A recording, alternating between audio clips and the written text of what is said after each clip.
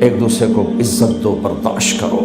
میرے نبی نے فرمایا بہترین مسلمان وہ ہے جو بیوی سے اچھا سلوک کرتا ہو، اور بیوی سے فرمایا میری شریعت میں سجدہ ہوتا تو بیوی سے کہتا خامند کو سجدہ کر۔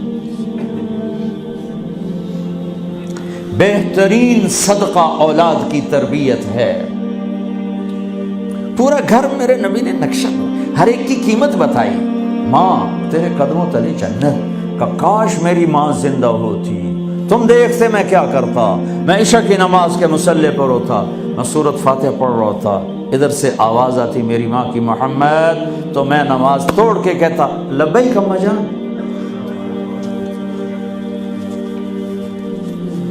باپ کا تیرے جنت کا دروازہ ہے، باپ تیری جنت کا دروازہ ہے، کھولنا توڑنا نہیں، کھولنا توڑنا نہیں، توڑ دیا تو جنت میں نہ جا سکو گے۔ سب سے بہترین مسلمان جو بیوی سے اچھا سلوک کرے، سب سے بہترین عورت جو اپنے خامند کی منشا کو دیکھے۔ پھر آپ نے ایک عجب بات فرمائی جو معاشرے میں بہت بوجھ بنتا ہے جس کا، ہاں بھائی تمہیں ایسا صدقہ بتاؤں جس سے بڑھ کے کوئی صدقہ نہیں، تمہیں ایسا صدقہ بتاؤں جس سے بڑھ کے کوئی صدقہ نہیں۔ انہوں نے کہا جی کیا؟ کہ الابنۃ المردودہ، جس کی بیٹی کو طلاق ہو گئی یا بیوہ ہو گئی اور گھر واپس آ گئی ماں باپ کے، یا ماں باپ نہیں ہے تو بھائی ہیں، وہ ایک بوجھ بنتی ہے ماں باپ پر بھی، اور بھائی تو ویسے ہی باغی ہو جاتے ہیں۔ میرے نبی نے فرمایا اس بچی پہ خرچ کرنا کائنات کا سب سے افضل صدقہ ہے۔ گھر، ایک گھر کیسے چلتا ہے؟ ہمارے ہاں پنجاب، سندھ، بلوچستان سرحد میں بہنوں کو وراثت میں کوئی حصہ نہیں ملتا، سب بھائی کھا جاتے ہیں۔ میرے نبی نے فرمایا جس کو اللہ نے 2 بہنیں دیں اس نے ان کا حق ادا کیا، شادی کی حق ادا کیا۔ ماں باپ کی وراثت میں سے ہوتا ہے، اگر میں نے کوئی خود کمایا ہے اس میں بہنوں کا حق نہیں، ماں باپ سے اگر 1 روپیہ بھی آیا ہے تقسیم کیا جائے گا۔ جس نے بہنوں کا حق ادا کیا، شادی کی حق ادا کیا، اس پہ جنت واجب ہو گئی۔ جس کو اللہ نے 3 بیٹیاں دی، اس نے ان کی ڈولی اٹھائی، وہ جنت میں میرے ساتھ یوں ہوگا۔ ایک بولے، اگر 2 ہوں، کہ جس نے 2 بیٹیوں کی شادی کی وہ بھی ایسے ہوگا۔ اللہ بھلا کرے۔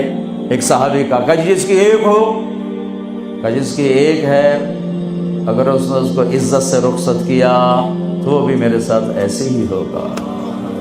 پھر کئی بچیوں کو طلاق پڑی ہے کہ اس کو بیٹا نہیں ہوتا۔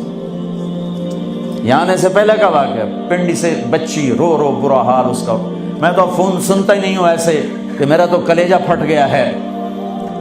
ہے کہنے لگی کہ سسرال نے کہا تھا بیٹی ہوئی تو طلاق دے دیں۔ میں نے کہا اس میں میرا کیا قصور ہے، اور بیٹی ہی ہوئی اور مجھے طلاق پڑ گئی اور میں گھر آ گئی 22 سال کی عمر میں۔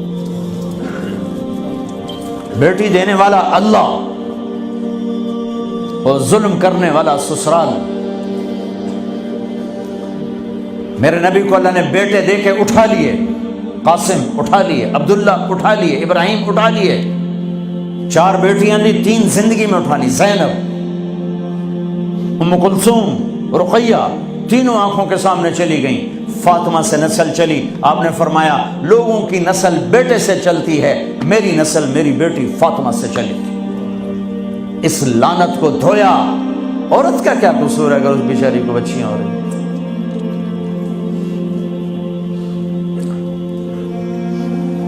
جس نے اپنی بہنوں کو حق ادا کیا، جس نے بیٹیوں کو ڈولے میں بٹھایا، ان کا حق ادا کیا، کہ جنت میں یوں ہو جائے گا۔ بہنوں کو دینا اتنا ضروری ہے، حرام ہو جاتی ہے روٹی۔ میں نے مولانا جمشید صاحب میرے استاد ہیں، میں نے ان سے تفسیر پڑھی۔ میں ایک دن شہد کی بوتل لے کر گیا، پرانی بات ہے 76-77۔ میں نے کہا حضرت یہ ہدیہ ہے۔ فرمایا کہاں سے لائے ہو؟ میں نے کہا میرے اپنے باپ کا ہے۔ فرمایا تیرے باپ نے اپنی بہنوں کو، تیرے باپ نے اپنی بہن یعنی میری پھوپھیوں کو، تیرے باپ نے اپنی بہنوں کو زمین میں سے حصہ دیا تھا؟ یہ سوال کیوں کیا؟ 10 روپے کی شہد کی بوتل تھی اس وقت، کہ اگر دیا تھا تو یہ میں لے لوں گا، اگر نہیں دیا تو پھر یہ حرام ہے، میں نہیں لوں گا، یہ مطلب